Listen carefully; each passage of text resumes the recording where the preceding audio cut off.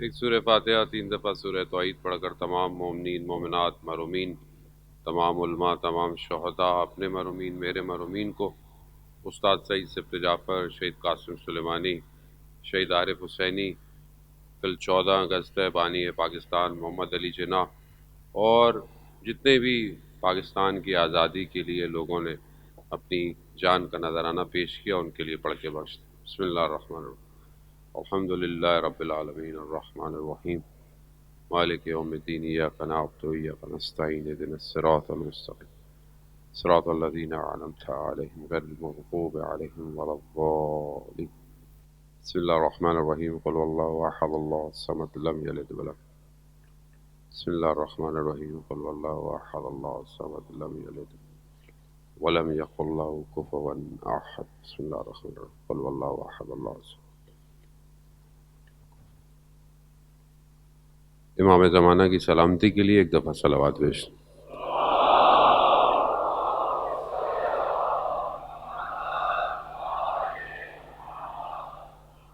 لا حول ولا قوة الا باللہ العلی العظیم، حسبنا اللہ ونعم الوکیل، نعم المولا ونعم النصیر۔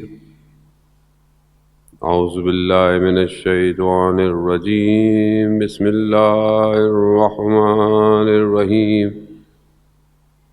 الحمد للہ الذی یؤمن الخائفین وینجی الصالحین ویضع المستکبرین ویہلک ملوکا ویستخلف آخرین، والصلاة والسلام علی رسول ثقلین، محبوب رب المشرقین والمغربین، جد الحسن والحسین، نبینا سیدنا ابی القاسم محمد۔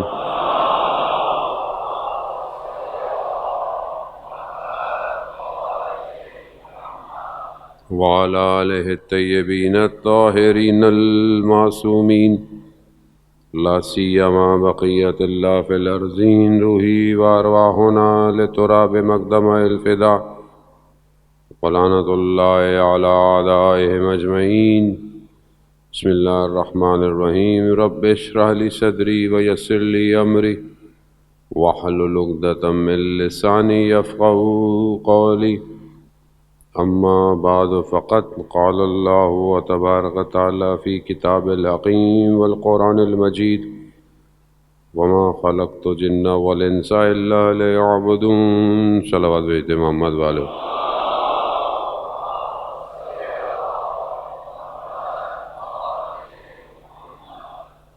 عزاداران سید الشہداء، ماہ محرم کی چوتھی محرم گزر گئی اور شب 5 ہے۔ چند دن کا مہمان رہ گیا ہے سیدہ کا لال۔ ماہ محرم جہاں ہمیں بہت سارے ہدف اور مقاصد کی طرف متوجہ کرواتا ہے، وہاں کربلا ہمیں ہماری جان سے گزرنے کا درس بھی دیتا ہے کہ تمہیں اپنے آپ کو خدا کی راہ میں قربان کرنا ہے۔ قربانی 2 طرح کی ہے، ایک ظاہری ہے، انسان اپنے وجود کو قربان کر دے، وہ ایک اپنے خواہشات کی قربانی ہے، ایک اپنے آرزوؤں کی قربانی ہے۔ اب یہ قربانی انسان کیسے دے؟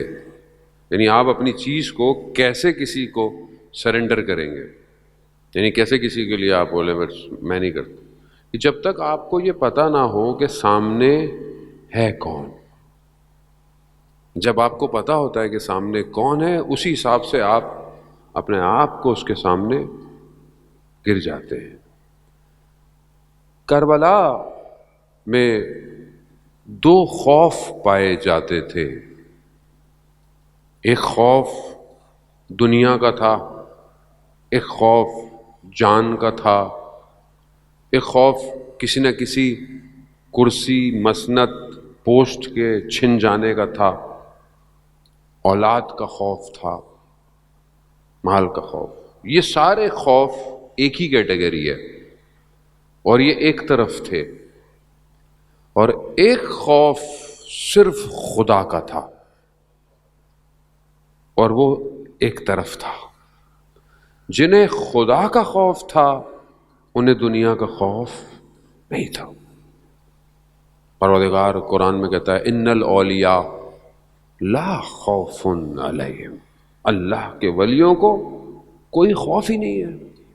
کون سا خوف؟ نہ دنیا کا خوف ہے، نہ کسی سے جان کا خوف ہے، نہ مال کا خوف ہے. اور خدا قرآن میں کہتا بھی ہے، کہیں مقامات پہ کہتا ہے خود تمہیں خوف نہیں کرنا، مطلب مت ڈرو. لیکن دوسری طرف یہ خوف اتنا زیادہ تھا کہ لوگ جانتے تھے کہ سامنے رسول کا نواسا ہے، لیکن خوف غلبہ پا گیا، خوف لے کر کہیں اور چلا گیا، وہ کسی اور وادی میں چلا گیا. عزیزان محترم، ہماری زندگی میں بھی کیونکہ ظاہر ہے ہم کربلا کی طرف بڑھ رہے ہیں، ایک ایک قدم ہم نے آگے بڑھنا ہے اور ہم نے یہی کربلا سے درس لینا ہے جو ہمیں بہرحال درس علماء کرام نے، اساتید نے روایات اور قرآن کی آیات کی روشنی میں دیا ہے. خوب یہ خوف انسان کو کیوں ہوتا ہے؟ یہ تب ہوتا ہے کہ جب انسان اپنی زندگی کو بہت قیمتی سمجھتا ہے، اسی دنیا کو ہدف سمجھتا ہے، مقصد سمجھتا ہے کہ یہی میرا مقصد ہے اور میرا مقصد کوئی نہیں ہے.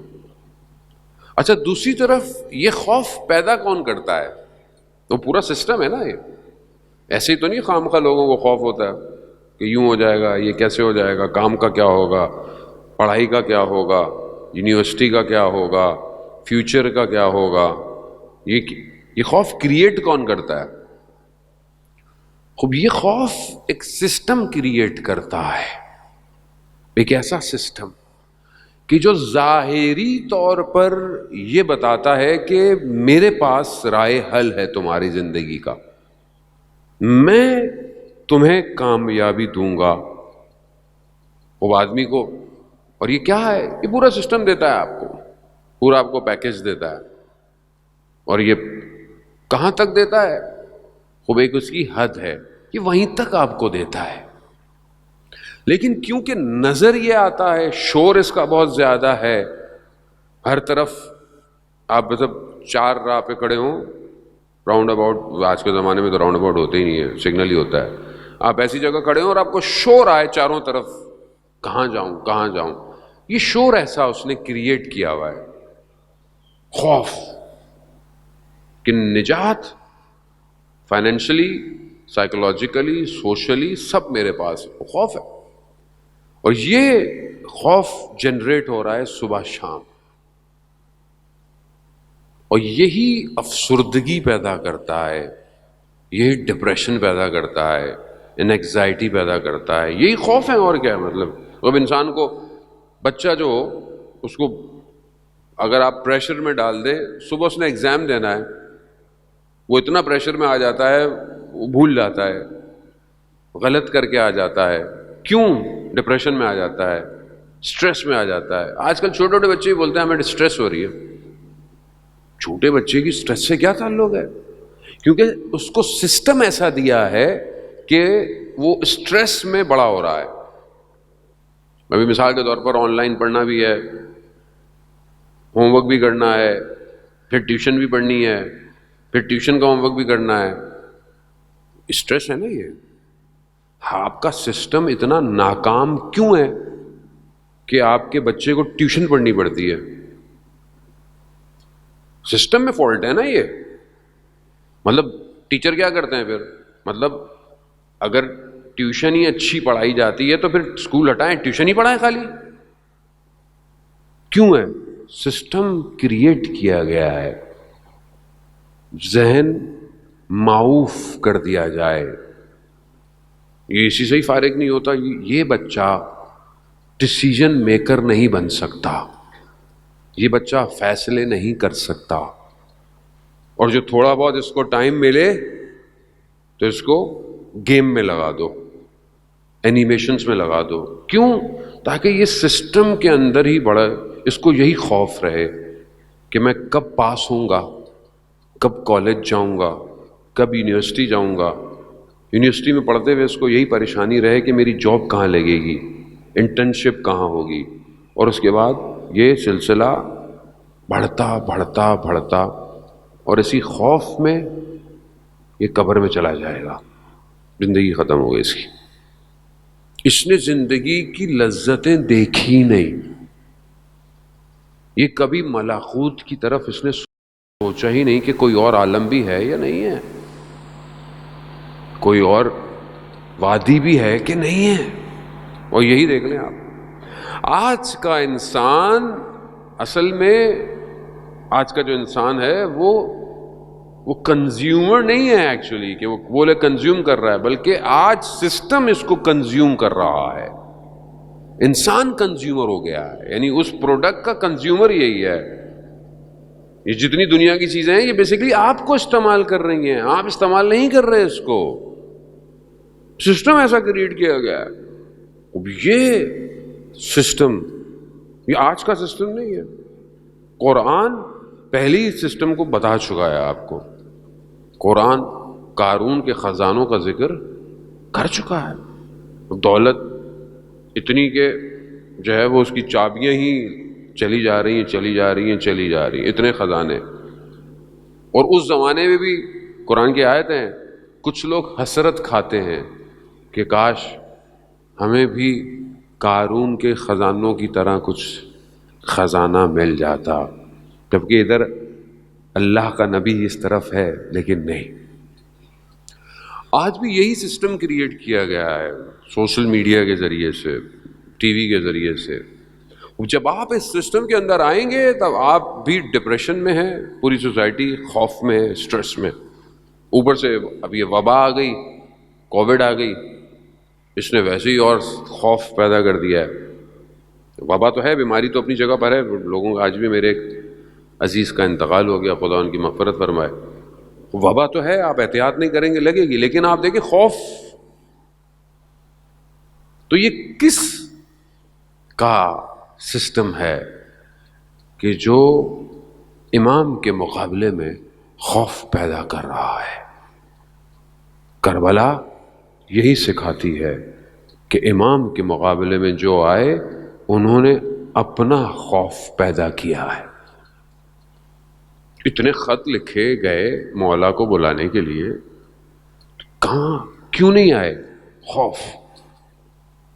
خوف ایسا تھا کہ لوگوں نے وقت کے امام کا ساتھ نہیں دیا. سمجھنے کی کوشش کر. ہم ہر سال کربلا کو مناتے اس لیے ہیں، عزاداری کو برپا اس لیے کرتے ہیں کہ ہم کربلا پہنچیں. آج کون سی چیز ہے؟ آج ظاہر میں شاید کوئی ایک جگہ نہیں ہے. آج دنیا گلوبلی کنیکٹ ہے، ہر جگہ بیٹھی ہوئی ہے. اب فاصلے ختم ہو گئے ہیں، کمیونیکیشن آسان ہو گئی ہے.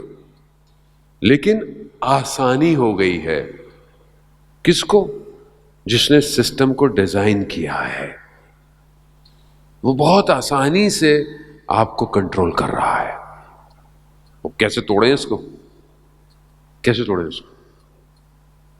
آپ کو اس سسٹم سے کنیکٹ کرنا پڑے گا کہ جہاں پر یہ صدائیں آ رہی ہوں، جو کہ آ رہی ہیں، آپ کو سنائی دینی چاہیے. کون سی آوازیں آپ کو سنائی دیں؟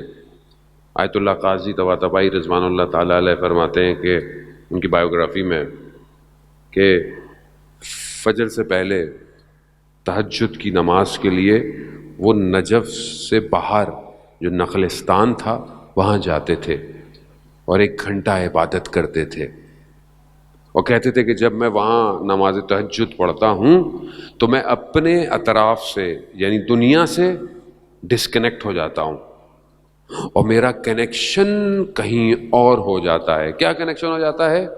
کہا مجھے پورے عالم کے ذکر سنائی دیتے ہیں. وہ ذکر کیا ہے؟ قرآن کہہ رہا ہے یسبح للہ ما فی السماوات و ما فی الارض. ہر چیز جو زمین آسمان میں ہے وہ کیا کرتی ہے؟ اللہ کی تسبیح کر رہی ہے. اللہم صلی علی محمد. تو ہر چیز تسبیح کر رہی ہے. اب یہ تسبیح کس کو سنائی دے گی؟ جو اس سسٹم سے ڈسکنیکٹ ہوگا اور اس سے کنیکشن اپنا بنائے گا. خوب یہ ضروری ہے. وہ ساری زندگی انسان کی گزر جائے اور اسے آواز نہ آئے لا الہ الا اللہ ہو رہا ہو، پتے بھی ذکر کر رہے ہیں، درخت بھی ذکر کر رہے ہیں، ہوائیں ذکر، صبح صبح چڑیا جو چہچہاتی ہیں وہ کیا کرتی ہیں؟ وہ اللہ کا ذکر کر رہی ہوتی ہیں. صبح صبح آپ کو بعض لوگوں کو مرغی کی آواز بری لگتی ہے، لیکن وہ کتنا پابند ہے، صحیح وقت پہ اپنے رب کا ذکر کرتا ہے. اور اشرف المخلوقات سو رہی ہوتی ہے. خالق کو پہچاننا ضروری ہے جانے محترم. ذکر یہی ہے تنہائی میں، خلوت میں. ایک طالب علم تھے نجف میں، انڈین ہندی مدرسہ مشہور تھا اس زمانے میں. تو وہاں ایک اور شخص بھی تھا کہ جو اس کا تعلق شیعہ سے نہیں تھا، لیکن نفس کو کنٹرول کر کے اس کے پاس طاقتیں تھیں.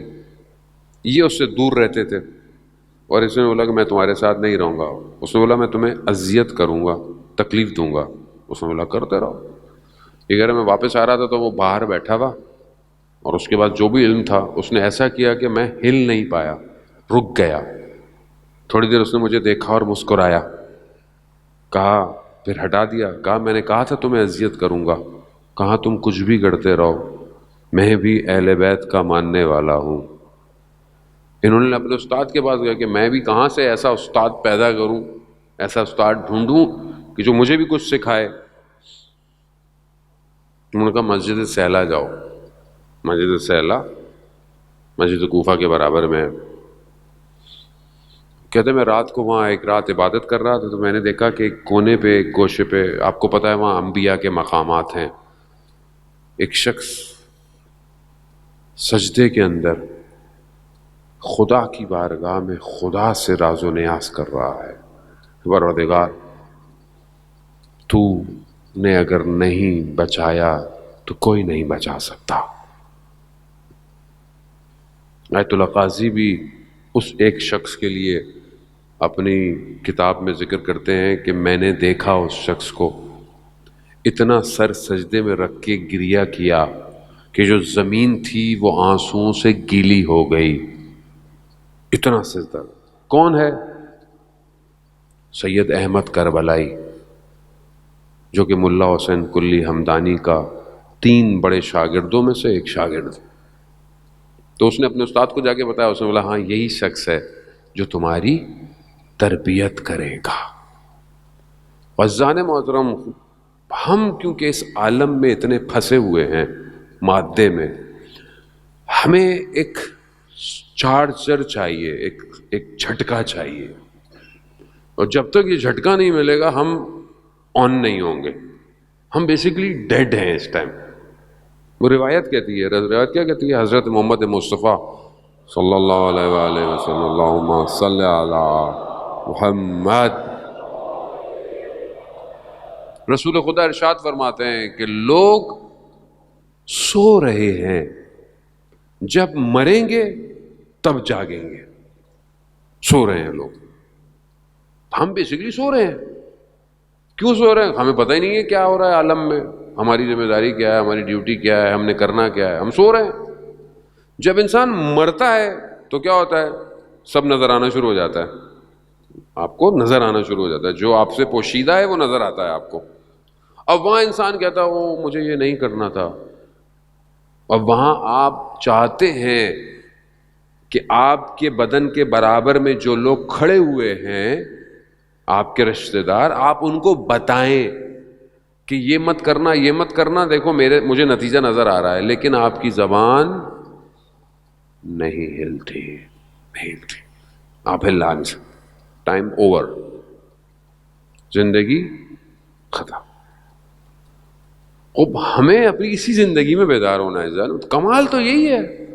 وہاں جا کے دیکھا تو کیا دیکھا؟ دیکھیں یہیں پہ تو کیسے دیکھیں؟ کون دکھائے گا؟ علماء بعض جوانوں سے، بعض جوانوں جن کو دیکھا، جن کے اندر تبدیلی آئی. آیت اللہ شمس الدین بھی ایک جوان کا واقعہ بیان کرتے ہیں. واقعہ میں نے کئی دفعہ بیان کیے، بس میں ان کی اسٹیٹمنٹ بیان کروں کہ جب ایک عالم نے ان سے پوچھا جوان سے کہ کبھی تم نے امام کو دیکھا ہے؟ تو وہ اتنا پرہیزگار تھا، اس نے بولا ہاں 1 گھنٹہ پہلے اسی شہر میں تھے امام. تو اس نے پوچھا کہ کیسے اس مقام پہ پہنچتا ہے آدمی؟ تو انہوں نے ایک فارمولا دیا بس، کہا کہ اپنے آپ تک پہنچے. یعنی اپنے آپ تک پہنچنے کا کیا مطلب؟ مثال کے طور پر خدا نہ خواستہ آپ بیمار ہو گئے، یا کوئی بیمار ہے. اب بیمار تو نہ دوائی کھا سکتا ہے، نہ کھانا کھا سکتا ہے، نہ اپنا خیال رکھ سکتا ہے، تو کون پہنچتا ہے اس تک؟ اگر ہاسپٹل میں ہے تو نرس، ڈاکٹر، کوئی جو اس کے ساتھ ہے، اٹینڈنٹ، وہ پہنچتا ہے تاکہ اس کو اس کی بیماری دور ہو، یہ صحیح ہو. وہ جوان کیا کہہ رہا ہے؟ خود اپنے آپ تک پہنچو. یعنی کوئی نہیں پہنچے گا، خود پہنچو. خود دیکھو مرض کیا ہے تمہارے اندر، خود جانتے ہو تمہیں کیا مشکل ہے. ہر انسان خود جانتا ہے. ایسا ہو ہی نہیں سکتا کہ آپ کو نہ پتا ہو کہ آپ کی پرابلم کیا ہے. آپ کو پتا ہے آپ کی پرابلم کیا ہے. میں جانتا ہوں میری مشکل کیا ہے. میں جانتا ہوں کہ میں جب بھی پرواز کرنے کی کوشش کرتا ہوں میں گر جاتا ہوں. کیوں گر رہا ہوں میں بار بار بار بار بار بار؟ اس کا مطلب میں ایک ہی جگہ گر رہا ہوں، تو میں کیوں نہیں اس کو صحیح کرتا؟ اور میرے اختیار میں نہیں ہے، میرے بس وہ آپ کے اختیار میں نہیں ہے، تو اللہ نے آپ کو یہ دیے ہوئے نا جو با اختیار ہیں، ان کے دروں پہ آئے، ان کے دروں پہ آئے نا. زیارت جامع کبیرہ میں ہم پڑھتے ہیں کہ ہماری باز گشت، ہمارا پلٹنا، امام کہتے ہیں کہ تمہاری باز گشت، تمہارا پلٹنا ہماری طرف ہے، تم نے ہماری طرف ہی آنا ہے. خوب جب آنا ہی ہے تو خوب انہی کے دروازے پر آؤ. یہی بچائیں گے. کون بچائے گا؟ کوئی اور نہیں بچائے گا. عزیزان محترم، خوب انہی کے دروازے پر آیا. ہر شخص ان کے دروازے پر آیا، مشکل میں آیا، ہر طریقے سے آیا. اللہ آغا انصاریان بہت بڑے عالم دین ہیں. کووڈ کی وجہ سے وہ بھی بہرحال اس سال مجالس نہیں پڑھ پا رہے ہیں. اللہ تعالیٰ ان کو شفائے کاملہ عطا فرمائے. وہ حرم امام رضا میں مجلس پڑھ رہے تھے. خادم کا ایک واقعہ بیان کیا انہوں نے. خادم حرم کا سو رہا ہے، اس نے خواب میں دیکھا، ظاہر ہے حرم کا خادم ہے، اس کا خواب بھی ویسے ہی ہے کہ امام آئے، کہا فلانے دروازے پر کوئی آیا ہے، اس کی حاجت کو پورا کرو. حرم کے بہت سارے دروازے ہیں، خدا آپ سب کو حرم امام رضا کی زیارت نصیب فرمائے. خود کیا شان و شوکت ہے اس حرم کی، کیا کیفیت ہے اس حرم کے. ہر صحن کے اندر ایک الگ احساس پیدا ہوتا ہے. اتنے سال گزر گئے مجھے کہ انہی کا کرم ہے سب کچھ، جو بات اب تک بنی ہوئی ہے انہی حرم کے اس صحن میں. آج تک مجھے یاد ہے جب میں پہلی دفعہ زیارت پہ بھی گیا تھا، اس کے بعد امام نے ہمیں بلا ہی لیا، پڑھنے ہی آ جاؤ، یہیں کے ہو جاؤ. وہ جو کیفیت ہے میں آج تک اس کو محفوظ کیے ہوئے ہوں، اس صحن میں جو گوہر شاد کا صحن ہے. اور آپ یقین کریں میری پوری کوشش ہوتی ہے کہ چاہے میں 1 دن جاؤں، 2 دن جاؤں. ابھی بھی مولا نے مجھے اپنی ولادت پہ بلایا، وہاں پہ جشن پڑھنے کے لیے بھی. شب میں سحر میں جب میں وہاں جاتا ہوں، اتنی عنایت ہے، اتنا کرم ہے، اتنا کرم ہے، میں آپ کو الفاظ میں بیان نہیں کر سکتا. امام ایسی وادی میں لے جاتا ہے آپ کو کہ یہ اس حدیث کا مصداق ہے کہ خدا نے ہمارے ذریعے سے اپنے آپ کو پہچنوایا ہے. وہاں جاتے ہی مطلب توحید لبریز ہونا شروع ہو جاتی ہے. اب خادم گیا، دروازے پہ گیا، جا کے دیکھا تو کوئی شخص نظر نہیں آیا. جب دیکھا تو ایک کتا ہے. کتے نے جیسی خادم کو دیکھا تو مشہد کی گلیوں میں چلنا شروع ہو گیا. جاتے جاتے دیکھا ایک جگہ سڑک کنارے جو پانی بہ رہا ہوتا ہے اس کے اوپر جالی لگی ہوئی ہے، نالا جو ہوتا ہے صاف پانی گزرنے کا. دیکھا اس کا بچہ اس جالی میں پھنسا ہوا ہے. انہوں نے دیکھا، اس کو نکال لیا.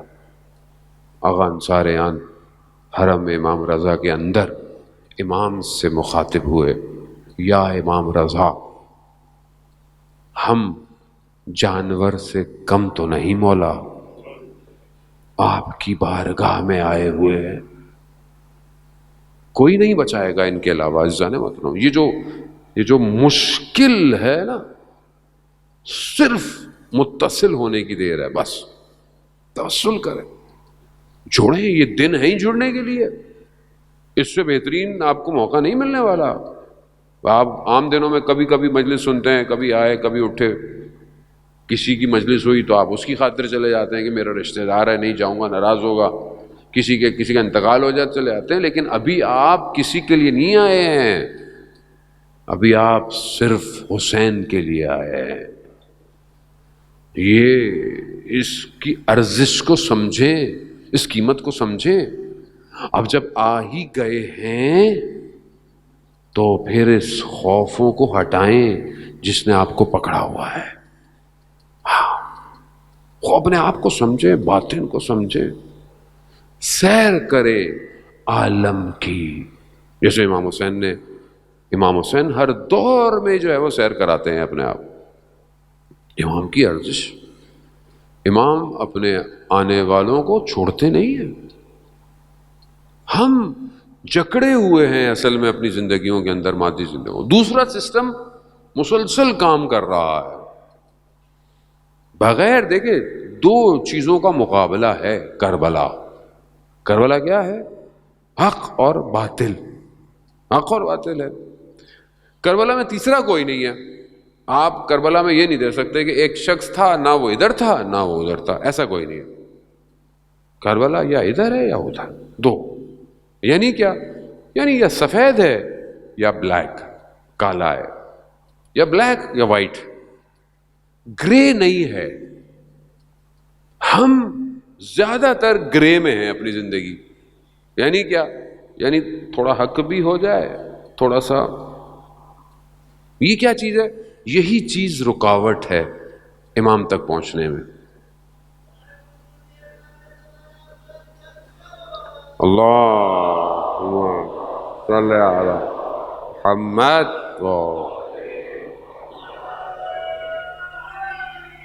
یا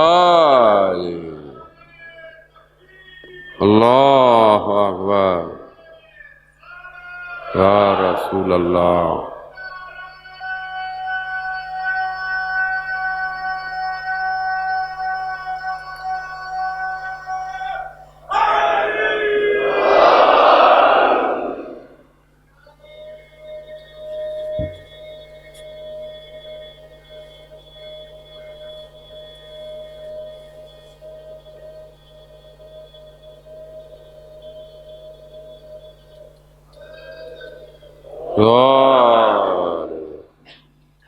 عزیزان محترم، بہرحال بہت سارے لوگ سوچتے ہوں کہ مولانا صاحب ایسی مجلس پڑھتے تو نہیں ہیں لوگ نعرے لگائیں، لیکن پھر بھی لوگ نعرے لگاتے ہیں ماشاءاللہ.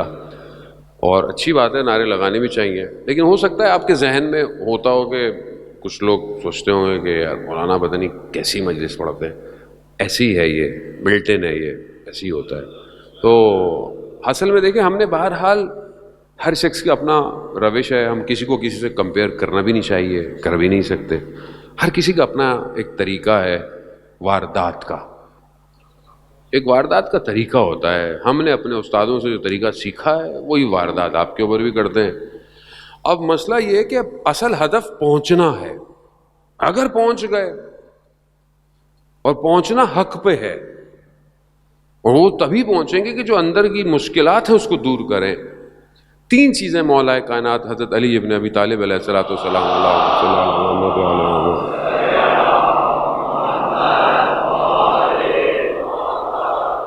تین چیزیں جو ہیں نا وہ انسان کے وجود کے کمال کے لیے بڑی رکاوٹیں ہیں. امام فرماتے ہیں. خوب ہم اس کو دیکھیں. پہلی چیز امام کہتے ہیں کینہ. انسان کے اندر اگر کینہ پایا جائے نا کسی چیز سے، کسی بات کی وجہ سے، یہ جڑ ہے ساری برائیوں کی. اور آپ اپنی عام زندگی میں دیکھیں، یہی کینہ انسان کو برباد کر دیتا ہے. فیملیوں کو برباد کر دیتا ہے، گھروں کو توڑ دیتا ہے، رشتے ختم ہو جاتے ہیں، دوستیاں ختم ہو جاتی ہیں. کس سے؟ کینے ہونے کی وجہ سے. اور یہ ایک ایسی چیز ہے کہ انسان اپنے وجود میں لے کے گھوم رہا ہے، ہمیں نظر نہیں آ رہا، ہمیں نہیں آ رہا کہ اس کے اندر کتنا کینہ ہے. اللہ کے ولیوں کو کینہ نظر آتا ہے.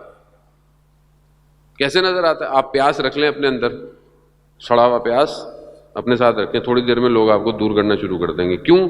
بو آ رہی ہے، بو آ رہی ہے. روایت ہے جو جھوٹ بولتا ہے اس کے منہ سے ایسی بو نکلتی ہے کہ ملائکہ بھی پریشان ہوتے ہیں. کیونکہ ہمیں نہیں آتی نا. ابھی ہم کوئی برش نہ کرے تو آپ بولیں یار تھوڑا فاصلے پہ رہو. کیوں؟ اسمیل آ رہی ہے. لیکن جھوٹ بول رہا ہوں میں، وہ مجھے نہیں آ رہی، ملائکہ کو آتی ہے. اسی طرح کینہ ہے اور یہ ختم ہی نہیں ہوتا. انسان فیملی میں، رشتہ داروں میں بڑھتا جا رہا ہے. اوپر سے میڈیا بھی اسی کام کرتا ہے، ہوا دیتا ہے کینے کو. کینہ رکھو، بغض رکھو. دوسری چیز حسد. حسد رکھنا، اس کے پاس یہ ہے میرے پاس یہ کیوں نہیں ہے، فلانے کے گھر میں ایسا ہے میرے گھر میں کیوں نہیں ہے. یہ فیملی میں زیادہ ہوتا ہے. خواتین اس کا زیادہ شکار ہو جاتی ہیں گھروں کے اندر. حسد جلا دیتا ہے نیکیوں کو.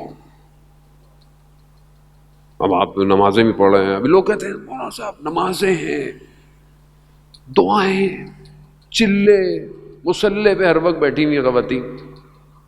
اچھی بات ہے، بیٹھنا بھی چاہیے. کام نہیں ہو رہا، کیسے کام ہوگا؟ ادھر اللہ اللہ اللہ اللہ، اللہم صلی اللہ، اللہم صلی اللہ، یہ رکھا یہاں، فون کان میں لگا، شروع. یعنی کوئی نہ کوئی ایک پارٹی جو ہے جس سے پورا گھر حسد رکھتا ہے. فیملی میں نا، دور کی بات نہیں ہے، بہن بھائی، رشتہ دار، پھوپھی، چچا، تایا. یہ کیا ہے؟ کھا گیا آپ کی عبادتوں کو، کھا گیا. پھر آپ کہہ رہے میرا کام نہیں ہوتا، پھر آپ کہتے ہیں میرا رزق میں تنگی آ گئی ہے، میری اولاد نالائق ہو گئی ہے. کیوں؟ کیونکہ آپ ان چیزوں کو اپنے اندر لے کے بیٹھے ہوئے. تیسری چیز امام فرماتے ہیں سوء ظن رکھنا. سوء ظن یعنی غلط گمان رکھنا کسی کی طرف.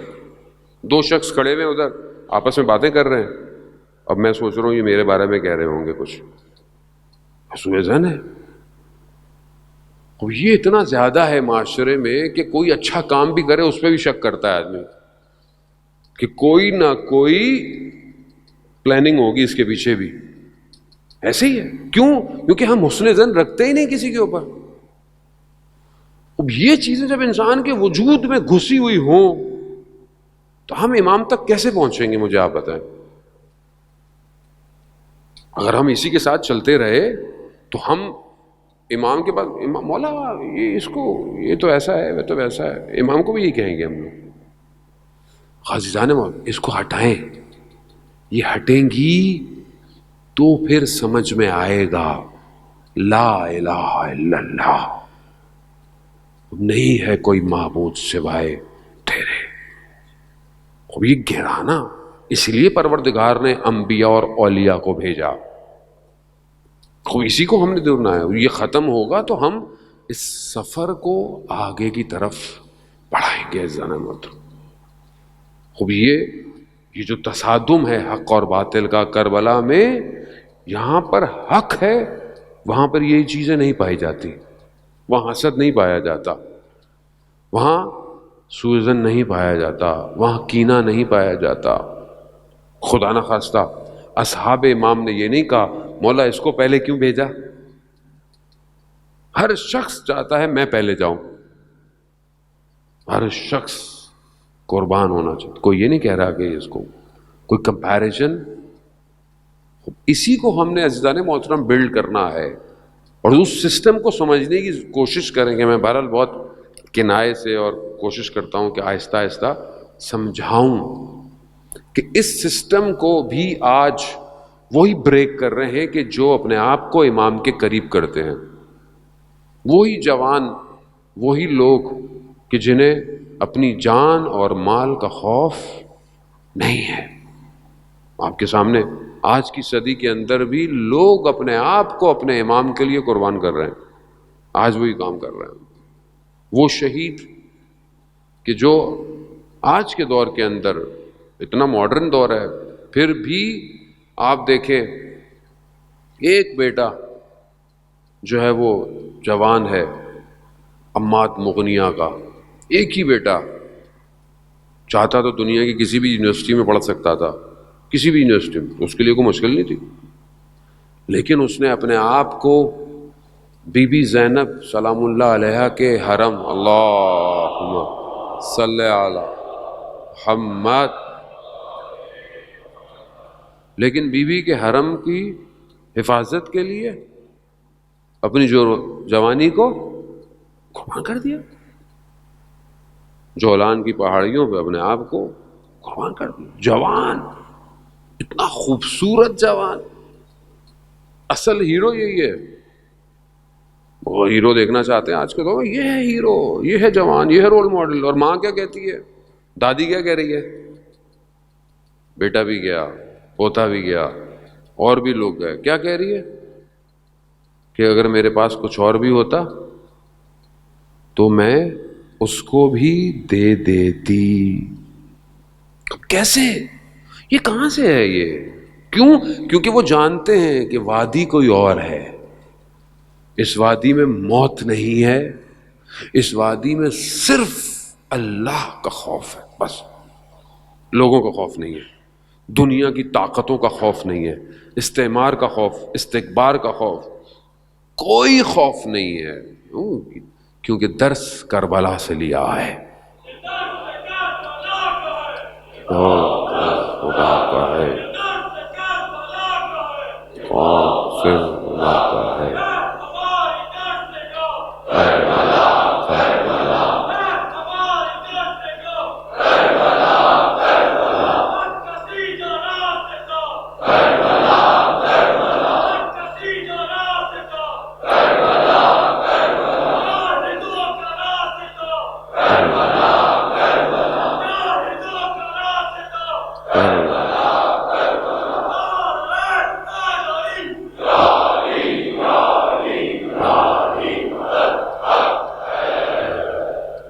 عزیزان محترم، خوب یہی راستہ ہے، یہی راستہ بناتا ہے ہمت اور سردار چمران کو، یہی راستہ قاسم سلیمانی پیدا کرتا ہے، یہی راستہ عارف حسینی پیدا کرتا ہے، یہی شہید ڈاکٹر نقوی پیدا کرتا ہے، یہ راستہ ایسا ہے، خوب یہ راستہ یہی ہے، اس راستے کا اختتام شہادت ہے۔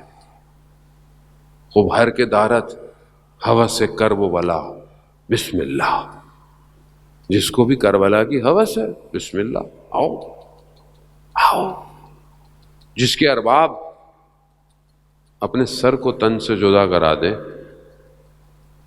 جس کے مالک اپنے سر کو تن سے جدا کرا دیں، ان غلاموں کے سروں کی کیا قیمت ہے، کیا قیمت ہے؟ اس سر کی بھی کوئی قیمت ہے نہیں ہے۔ اس وادی میں داخلہ ہی یہی ہے، ہر ایک جگہ داخل ہونے کی شرائط ہے، یہاں شرط یہی ہے، اگر تمہیں اپنی گردن پیاری ہے تو تم نہیں آ سکتے، جاؤ۔ کیوں؟ کہا کہ تم صرف خدا کا خوف کرو، اگر تمہیں دنیا کا خوف ہے، کیونکہ سب سے زیادہ امپورٹنٹ چیز کیا ہے انسان کے لیے؟ جان، جان اتنی امپورٹنٹ ہے۔ آج آپ سوچتے تھے کربلا کی مثال لوگ دیتے تھے کہ جب جان پہ بنے گی تو لوگ اپنی اولاد کو، اپنی ماں بہن بھائی چھوڑ دیں گے، سنتے ہیں نا قیامت میں، اسی کرونا میں دیکھ لیں آپ، لوگوں نے اپنوں کو چھوڑ دیا کرونا کی وجہ سے، گھر نہیں آؤ، الگ ہو جاؤ، اچھی بات ہے پروٹوکول، لیکن اتنا لوگوں نے چھوڑ دیا کہ میں نے لوگوں کی ڈائیورس ہو گئی، میں آپ کو حقیقت بتا رہا ہوں، چھوڑ دیا لوگوں نے، نہ ماں سے، نہ بیٹا دور سے، اس سے کوئی کسی سے نہیں مل سکتا، خوب کیا جان امپورٹنٹ ہے،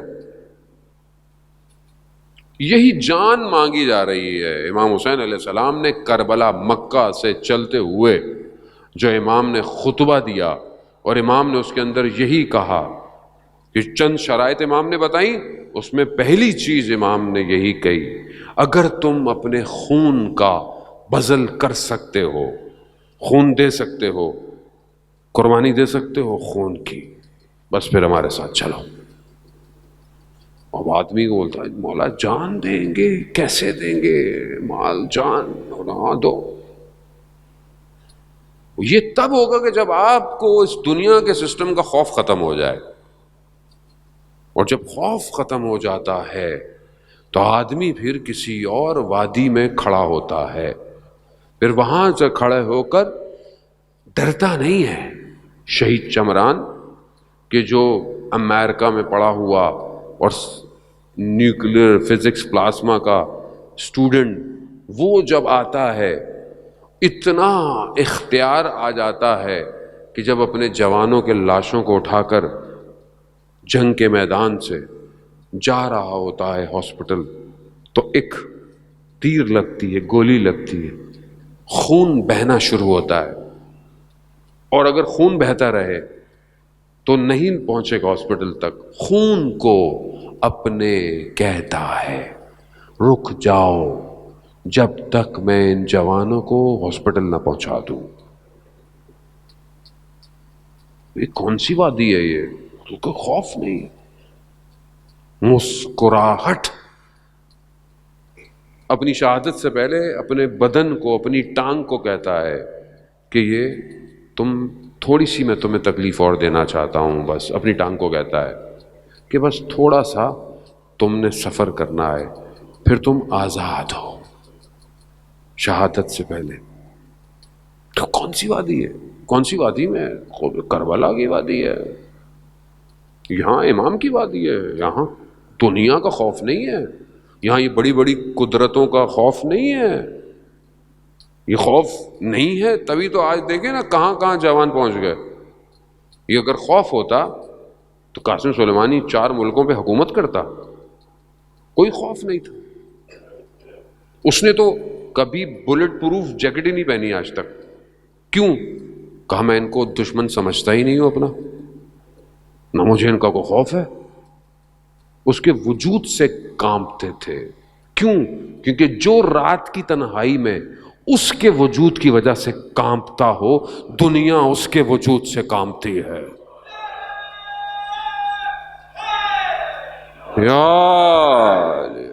وہ بھی ہے، یہ ہے کربلا۔ نہیں دیکھا کربلا میں آپ نے؟ ایک جب بھی آتا تھا لرزنا شروع ہو جاتے تھے۔ ایک ایک آیا ہے، اور یہاں پورا اٹیک کرنے کی کوشش کرتے تھے لوگ۔ وہ کیا ہے؟ وہ اللہ کا خوف، اللہ کی طرف بڑھنا، اللہ کی عبادت، خدا کا راز و نیاز کرنا۔ وہ اسی وادی میں ہم نے جو ہے عزیزان محترم سفر کرنا ہے، وہ ہم اس وادی میں جائیں کہ ہماری آنکھیں بیدار ہوں، ہم دیکھیں کہ دنیا میں ہو کیا رہا ہے۔ وطن عزیز پاکستان جس مقصد کے لیے آزاد ہوا، کس لیے آزاد ہوا؟ وہ مسلمان ہوں، عبادت ہو آپس میں۔ کیا ہم اس طرف بڑھے ہیں کہ نہیں بڑھے؟ کیا ہم بقا کی طرف ہیں؟ کیا یہ اسلام کا قلعہ وقت کے امام کی طرف بڑھا؟ مسائل کو کون حل کرے گا؟ کوئی باہر سے تو نہیں آئے گا۔ لیکن جب تک ہم اپنے آپ کو حل نہیں کریں گے، ہمیں سمجھنے کی ضرورت ہے۔ ہم یہ جو پیغام ہے حسینیت کا، آزادی کا، آزاد وہی ہے کہ جس نے اپنے آپ کو اللہ کے حوالے کر دیا۔ یہ آزادی ہے۔ یہ آزادی نہیں ہے کہ میں کپڑے اتار دوں، میرا جیسا دل چاہے میں زندہ رہوں۔ نہیں، یہ آزادی نہیں ہے، یہ حیوانیت ہے۔ آزادی اسی کو کہتے ہیں کہ جو اس کا غلام بن جائے، وہ دنیا کی زنجیروں سے آزاد ہو جاتا ہے۔ یہ آزادی حاصل کرے۔ یہ آزادی اگر واقعاً ہمارے حکمرانوں کو ہو گئی تو پھر دنیا ہم سے خوف کھائے گی، ہم نہیں خوف کھائیں گے لوگوں سے۔ وہاں پھر جملوں کی قیمت ہوتی ہے۔ دیکھیں ان لوگوں کو کہ جب وہ بولتے ہیں تو دنیا کانپتی ہے۔ کیوں؟ کیونکہ صرف اللہ کے بندے ہیں، خدا کے۔ خدا کے بندے بنے. آیت اللہ قاضی کے شاگرد، بس آپ کی زحمت ہے تمام، آیت اللہ قاضی کے شاگرد نے کہا ان سے کہ آپ نے کبھی بتایا نہیں ہمیں، آپ کے والد وادی السلام میں دفن ہے، وہاں ہم چلے جاتے، فاتحہ پڑھتے، ان سے متصل ہوتے. کہا کہ 10 دن بعد میں تمہیں بتاؤں گا. وہ کہتا ہے میں اپنے گھر میں تھا اور اپنے گھر میں کام میں کسی مشغول تھا تو مجھے آواز آئی کہ آیت اللہ قاضی کا انتقال ہو گیا ہے. ان کے جنازے کو لے کے گئے، وادی السلام میں دفنایا. کہہ رہے جیسے ہی دفنایا تو میں پلٹا تو میں نے کہا ان کے قبر کے قبلے کی طرف ان کے والد کی قبر تھی، اور میں نے حساب لگایا تو وہ 10واں دن تھا جو انہوں نے کہا تھا کہ 10 دن بعد بتاؤں گا. یعنی گویا جانتے تھے کہ 10 دن بعد میں دفنایا جاؤں گا. خوب آدمی، خوب اس مقام پہ. شاگرد کہتا ہے میں رات کو وہاں پہ سردی کے دن نجف کے ایک ہی جگہ ہوتی تھی کہ بندہ گرم ہوتا تھا تو لحاف اوڑھ کے قرآن کی تلاوت. تو کہہ رہا اس کے اندر میں نے دیکھا کہ میں قرآن کی تلاوت کر رہا ہوں لیکن قرآن اس طرف ہے، لیکن میں نے کہا کہ کہیں بے احترامی تو نہیں ہو رہی. لیکن پھر میں نے کہا کہ میں نے لحاف اوڑھا ہوا ہے.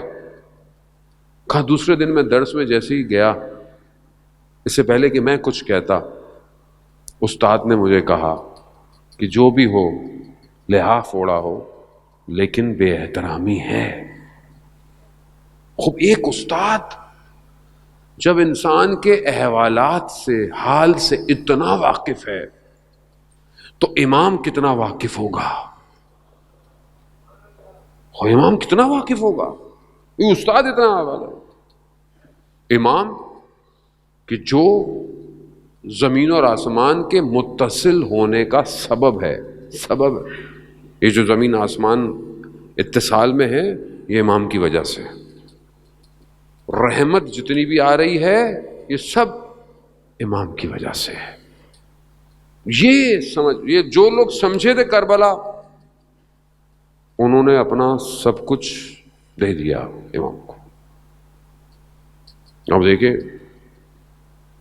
کہ وہ ایک خاتون، وہ میری بیوی، وہ شہزادی، وہ عالمہ غیر معلمہ، بغیر کسی معلم کے عالمہ، خطبہ دیا کوفہ میں کہ جس نے کوفہ کے ستونوں کو ہلا دیا.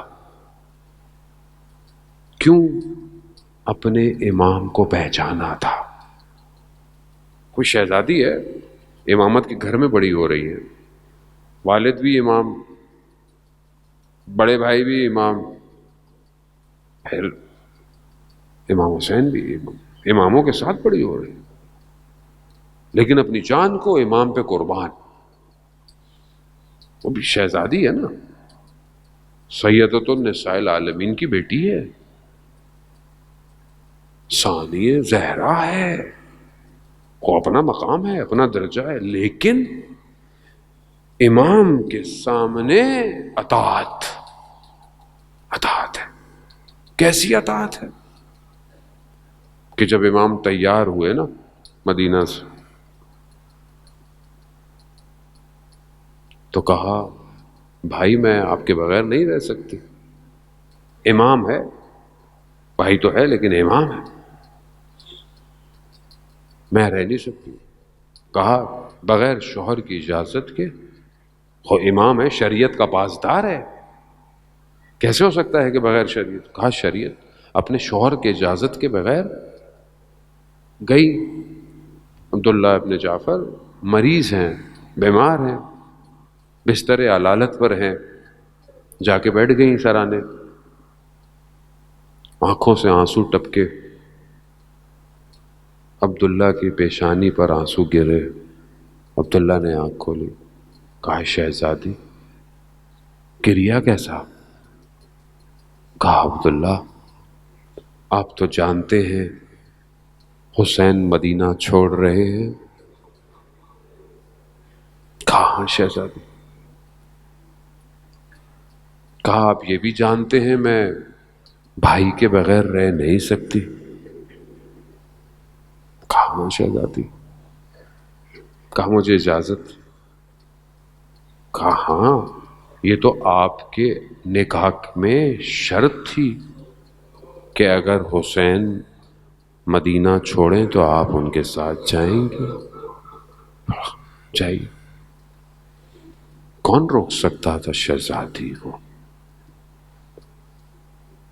جاتے ہوئے کہا یہ میرے دو شہزادوں کو، اون اور محمد کو، اپنے ساتھ لے جائیں، اور اگر کہیں جنگ ہو، ضرورت پڑے تو ان کو میری طرف سے قربان کر دیجیے۔ کیا ہے یہ؟ کیا ہے یہ؟ معرفت امام ہے۔ امام، یہاں قیمت نہیں ہے کسی چیز کی، یہاں سب سے قیمتی امام ہے۔ یہاں سب سے قیمت جس چیز کی ہے وہ امام، اور کوئی چیز ایسا کچھ نظر ہی نہیں آتا جب امام نظر آ رہا ہو۔ بس چلا کاروان، چلا، چلے گئے، پہنچ گئے۔ شب عاشورہ ہر ماں اپنے بچے کو تیار کر رہی ہے، بیٹا صبح دیر نہیں کرنا۔ کسی خیمے میں حضرت قاسم کی ماں ہے، کسی خیمے میں رباب ہے، کسی خیمے میں بی بی زینب اپنے بچے کو، بیٹا صبح آپ نے قربانی دینی ہے۔ روز عاشورہ آئی، جب سب اصحاب چلے گئے، بنی ہاشم کی باری آئی۔ اب جا رہے ہیں، اب یہ بچے بار بار جاتے ہیں، اجازت نہیں ملتی، کہ امام جانتے ہیں کہ خود زینب خود اتنی قربانی لے کر آئی ہے، دے کر آئی ہے۔ بہرحال اجازت ملی، اجازت ملی۔ دونوں بھائی ظاہر ہے حضرت فضل العباس کے بھانجے ہیں، عبداللہ ابن جعفر کے بیٹے ہیں تو بنی ہاشم۔ ایک میمنے پر، ایک نے میسرے پر ایسا حملہ کیا کہ پٹخ ڈالا سب کو۔ لڑتے لڑتے محمد گرے۔ بچے ہیں نا، اپنی طرف سے مقابلہ پورا کیا، پیاسے بھی ہیں، گرے۔ گرے تو دوسرے بھائی نے کہا کہ بھائی صبر کرنا، میں بھی آ رہا ہوں۔ وہ بھی گرے۔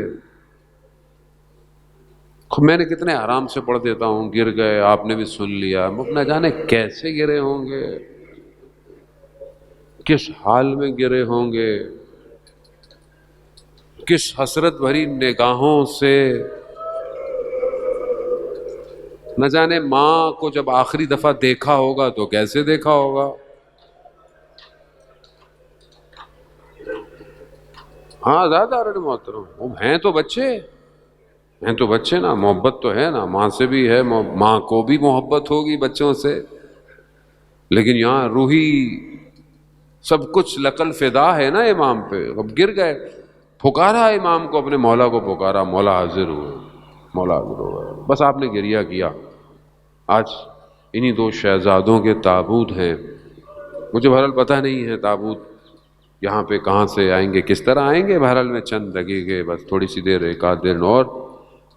ہاں زادارن محترم، اب یہ راتیں بہرحال مختص ہوتی چلی جاتی ہیں، ورنہ ہر رات غم کی رات ہے۔ یہ ہم نے اپنے آپ کو سہارا دینے کے لیے، ہم ایک ہی وقت میں سارے مصائب نہیں پڑھ سکتے، نہ سن سکتے ہیں، نہ ہم اس طرح رو سکتے ہیں جیسے رونا کا حق ہے۔ بہرحال جو ہے خدا اس کو قبول کرے۔ جو بھی گرتا تھا امام اس کو اٹھا کر خیموں کی طرف لاتے تھے، بالکل حضرت ہاجرہ جیسے حضرت اسماعیل کے لیے پانی کی تلاش میں صفا اور مروہ کا سفر طے کرتی رہی نا، 7 سفر آنا جانا صفا اور مروہ، جو حج میں بھی ہم کرتے ہیں۔ خوب امام حسین نے اس قتل گاہ سے خیموں تک کے سفر کو کئی دفعہ طے کیا. وہاں صرف پانی کی تلاش تھی ایک بچے کے لیے، یہاں پیاسوں کو جن کی پیاس خون سے بجھ گئی ان کو اٹھا اٹھا کے لاتا رہا حسین. اللہ اکبر اللہ. ہر ایک سفر پر حسین کا زخم بڑھتا جاتا تھا، ہر ایک بدن حسین کو وقت کے قریب کرتا جا رہا ہے. تبھی تو آخری بدن ایسا تھا. بس میں اشارہ کروں گا اگر آپ پہنچ جائیں. شروع میں امام تیزی سے لائے ہوں گے، پھر تھوڑا اور آہستہ ہوا ہوگا، پھر تھوڑا اور آہستہ ہوا ہوگا، مگر کربلا نے دیکھا سب سے ہلکا بدن اتنا بھاری ہو گیا. اچھا خدا حافظ. ہے غربت حسین. میرے مولا. ہاں یہاں بھی اون و محمد کے بدن آئے، بس آپ نے گریہ کیا، خدا قبول کرے. وہ باب الحوائج ہے نا، چھوٹا باب الحوائج ہے، جب بھی یاد کریں گے آپ کی حاجتوں کو پورا کرے. وہ یہ کمال ہے اس چھوٹے سے بچے کا. یہاں اون و محمد کو لائے، لائے. اب جب بھی بدن آتے تھے نا تو سب سے پہلے بی بی زینب آتی تھی. کیوں؟ بھائی لا رہا ہے، بھائی کو طاقت ملے، بھائی کو ملے کہ بہن آگے آگے ہے، بہن ہر چیز میں پہل کرتی ہے. ایسی بہن پہنچتی تھی. اب کیا دیکھا؟ جب یہ دونوں بدن آئے بی بی زینب نظر نہیں آ رہی، نظر نہیں آ رہی تھی. اہل حرم کیا سمجھی؟ اہل حرم سمجھی کہ بیٹوں کے غم میں خیموں میں ہوں گی. جیسے خیمے میں دیکھا تو سر سجدے میں ہے. خدایا میں نے دونوں بچے بھیجے ہیں، ان کی قربانی کو قبول کرنا پروردگار.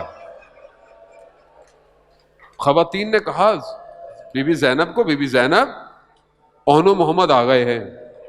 بی بی پریشان، اون و محمد تو لڑنے گئے تھے، یہ واپس کیسے آ گئے؟ اب جب جا کر دیکھا، کیا دیکھا؟ اون و محمد خاک کربلا پہ سو رہے ہیں، امام حسین سر جھکائے کھڑے ہیں. بی بی زینب، لوگ سمجھے کہ بی بی زینب گر جائیں گی، مگر گری نہیں، دونوں بدن کے درمیان میں جگہ بنائی، خدا کو سجدہ کیا. پروردگار تیرا شکر، تو نے میری قربانی کو قبول کر لیا.